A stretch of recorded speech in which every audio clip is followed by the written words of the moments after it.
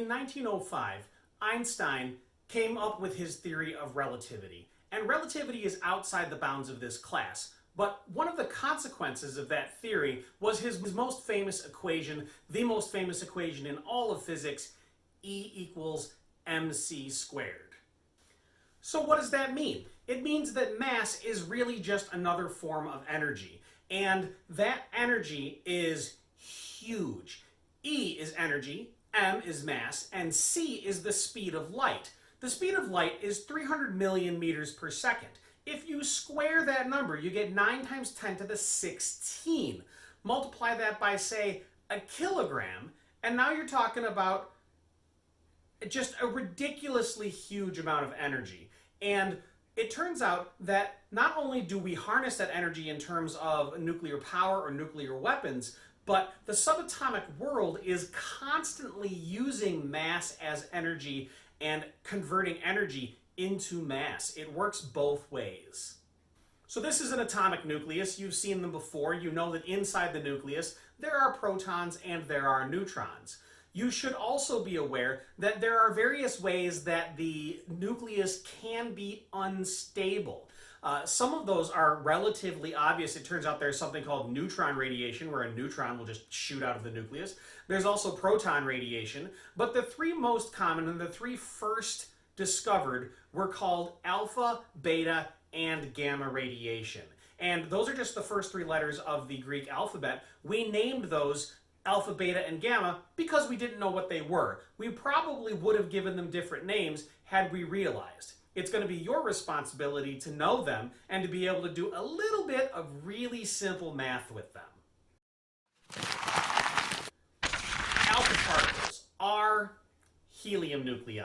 Helium is 2 protons and 2 neutrons, right? Well, an alpha particle is when a piece of a nucleus consisting of 2 protons and 2 neutrons breaks off of the nucleus and flies out of the nucleus. The kinetic energy of the alpha particle as it zips away, it's equal to the energy of the mass lost when you take the mass of the parent nucleus and then you take the mass of what we call the daughter nucleus plus the alpha particle. That's the kinetic energy of the particle. Beta radiation is made up of beta particles. What is a beta particle? A beta particle is a super high speed electron. So if you have a nucleus and then an electron nuclei don't have electrons, do they? So what's going on there? It turns out that you can have a neutron turn into a proton plus an electron. Neutrons are very slightly more massive than protons, and that little extra mass makes them unstable, and so they can decay. Neutrons aren't made of a proton plus an electron, but they can turn into a proton plus an electron. We'll talk more about particle decay later on. Beta decay can also be in the form of positrons or anti-electrons, which are just like an electron in every way except positive. More on antiparticles later. The third most common type of radiation is gamma radiation. Gamma radiation is just photons. They're the highest energy photons. They have even more energy than X-rays. There aren't any photons in the nucleus, but if the protons and neutrons in the nucleus are in an excited state and they can settle into a lower state, when they do that, that energy has to go somewhere. Where does that energy go? It turns into very high energy photons that we call gamma rays. We're going to talk more about this later, but protons in the nucleus are all positively charged, so they obviously want to fly away from each other, right? But they don't. They're stuck together somehow. And that somehow is what we call the strong nuclear force. Neutrons don't try and fly apart because they're neutral, and so neutrons actually help contribute to the strong force. They help glue the nucleus together. So as a general rule, the more neutrons an atom has, the more stable it's going to be. And this remains true up through uranium. Once things get so big, the nucleus gets so big, that strong nuclear force has such a short range that having more neutrons over here is not going to help you hold protons on over here. And so anything bigger than uranium is always unstable. But as a general rule, with more neutrons, a nucleus will be more stable because the neutrons help glue things together. Besides just curiosity, one of the main reasons we're interested in nuclear physics is because of the extraordinary amount of energy that we can extract. Nuclear fission is the process of creating a fissure, that's why it's named fission, of cracking nuclei open. This was discovered actually by accident from a team in Germany who were attempting to actually make nuclei bigger. They had a big nucleus and they were trying to stick neutrons onto it to make it bigger. And what they accidentally did is it would stick on there just long enough to cause the whole thing to become super unstable and then explode into a bunch of smaller parts. The basic idea for nuclear fission, you bombard nuclei with neutrons. Those neutrons, if they're slow enough, they'll hit, stick, and then blow apart the larger nucleus. That larger nucleus should produce more neutrons, which if you can slow them down a little bit, can hit more atoms, blow them apart, create more neutrons that blow apart more, and this whole time they're producing heat by converting very small amounts of mass into energy through E equals mc squared. A German man named Otto Hahn was awarded the Nobel Prize for the discovery of nuclear fission, even though very much of the work and the real discovery itself came from a Jewish woman named Lise Meitner, who had been forced to flee Germany because of the Third Reich. Once the war was over, Hahn had the opportunity to turn around and give Meitner credit, and he didn't, which kind of makes him one of the bigger scumbags in nuclear history. The holy grail of electrical energy generation is nuclear fusion. This is what the sun does. It takes smaller nuclei and fuses them together into larger nuclei. The sun fuses hydrogen into helium and produces an enormous amount of energy. It takes electrons and packs them into protons and turns them into neutrons as well. Again, neutrons are not made of protons plus electrons. But if you take a proton and electron and you smash them together hard enough, you can convert them into neutrons through E equals mc squared. This process of combining protons together to make helium releases an enormous amount of energy. And the sun consumes about 2,000 tons of mass each second to produce all of the heat and light that makes life on Earth possible. The thing about fusion that is so attractive is that hydrogen is everywhere. We can use electrolysis to pull hydrogen out of water, or even heavy hydrogen. That's deuterium is a hydrogen atom with an extra neutron attached to it. And it's cheap and it's everywhere. We can find hydrogen all around us.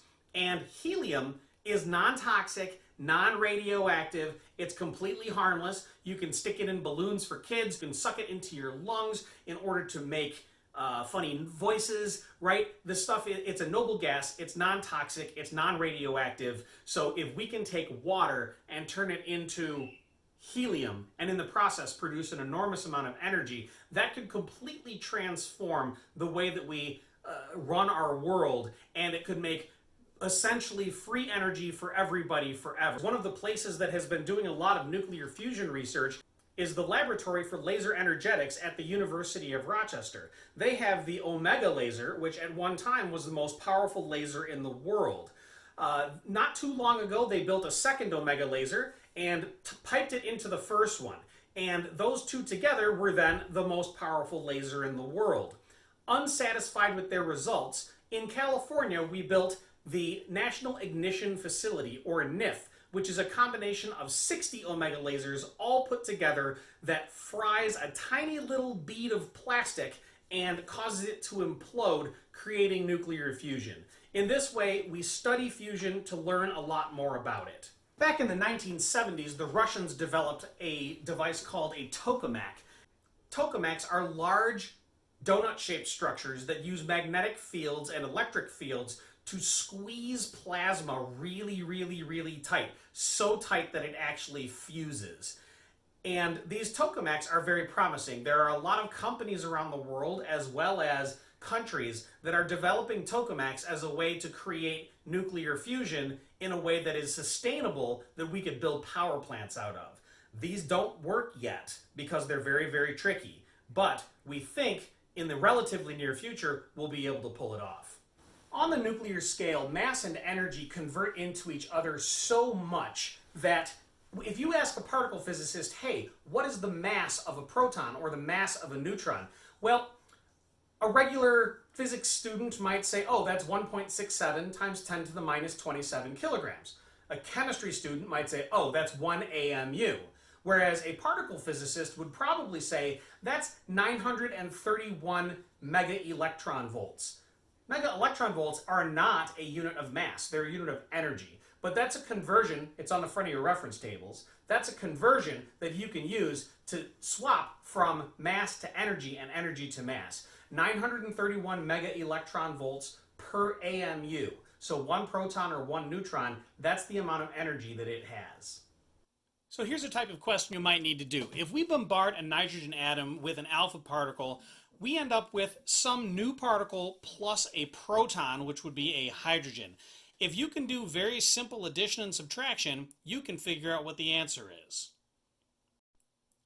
4 plus 14 means we have a total mass of 18. That number's not going to change. So what plus 1 equals 18? It's got to be 17. On the bottom, 2 plus 7 equals 9, and that number can't change either. We've got to conserve charge. So 1 plus what equals 9? And clearly that's 8. So our answer is this.